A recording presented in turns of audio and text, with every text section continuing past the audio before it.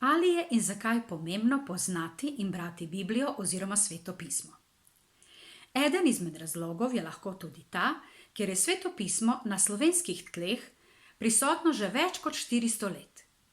Je pa tudi najbolj prevajana knjiga na svetu. 95% prebivalstva jo danes lahko bere. Kaj pa ti statistični podatki imajo praviti z menoj? Ne veliko. Vplivajo le na mojo splošno razgledanost. Zato je bolj pomembno vprašanje, ali Sveto pismo berem, ali ga razumem, ali me prebrano navdušuje. Še bolj pomembno je vprašati se, ali prebrano spreminja moje življenje na bolje.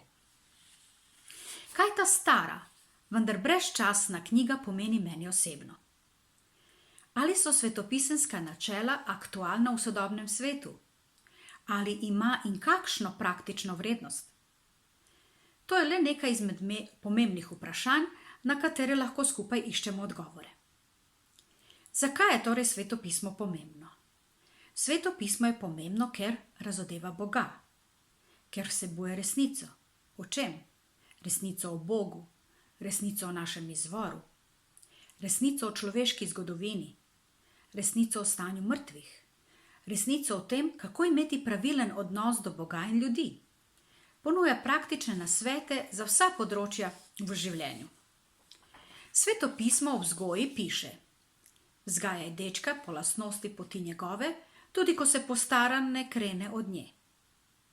Sveto pismo piše tudi o demokraciji, saj je že modri Salomon vedel za prednost posvetovanja. Kjer ni razumnega vodstva, propada ljudstvo, blaginjo pa pospešuje množica svetovalcev. Sveto pismo piše tudi o soočanju s stresom. Svetuje, kako ravnati z ovirami. Če ti srce upade v čas stiske, majhna je krepost tvoja. Piše tudi o pomenu veselja. Veselo srce jasni obraz, v ranjenem srcu je duša potrta. Piše tudi, kako reševati spore oziroma se jim izogniti. Ko pade sovražnik tvoj, ne veseli se, in ko se zgrudi, ne raduj se, srce tvoje. Ne puščaj se naglo v prepir, da ob njega koncu ne prideš v zadrego, kaj naj storiš, ko te osramoti bližnji tvoj. Ko poidejo drva, ogenj ugasne, in ko ni podpihovalca, molči prepir. In ne nazadnje omenimo še zlato pravilo Svetega pisma, ki deluje ne le na osebni ravni, ampak tudi v poslovnem svetu. Vse torej, kar hočete, da ljudje vam stori, tako storite tudi vi njim. Če verjamete, da je Sveto pismo resnično Božja beseda, ni razloga, da je ne bi vsakodnevno prebirali in svoje izkušnje delili z drugimi. Tudi če kdo ne verjame v Boga, lahko za začetek postavi hipotetično vprašanje. Kaj pa, če bi Sveto pismo res bilo Božje sporočilo človeštvu? Ali bi to vplivalo tudi na moje življenje? In kako? Biblija je odprta za vse, ki najdejo čas za njeno branje in razmišljanje. Se še vedno sprašujete, zakaj bi jo brali? Ali pa ne veste, kje začeti?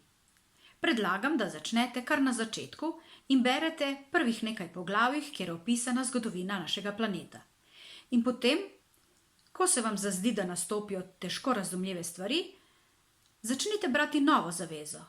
Začnite z evangeliji. Poleg tega, da bo prebrano vplivalo na vaše življenje, boste kmalu ugotovili tudi razliko med Božjim sporočilom in človeškim izročilom.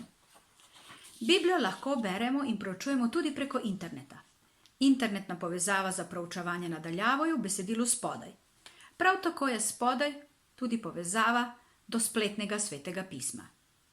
Želim vam veliko dobrih, lepih in koristnih misli, ter da bo prebrano vplivalo tudi na vaše osebne odločitve.